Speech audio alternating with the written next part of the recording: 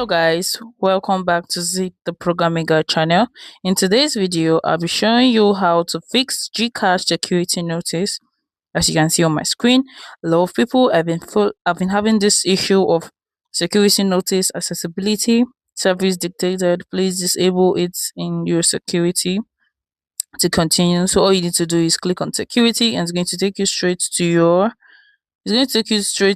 settings just like this and to accessibility. And once you're here, all you need to click on next is your installed app. So once you click on installed app, you can see the core app right here. This is the installed app that is on. So yeah, yours might be on, so all you need to do is actually turn it off. So let me just on mine, and all you need to do is turn it off.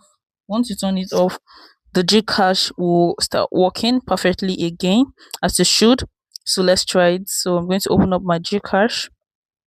You can see my GCash is actually working fine and it's now opening very faster than before. Right. If you find this guide helpful, give it a thumbs up and equally subscribe to get more helpful tips like this. Thanks for watching guys. See my next video. Bye.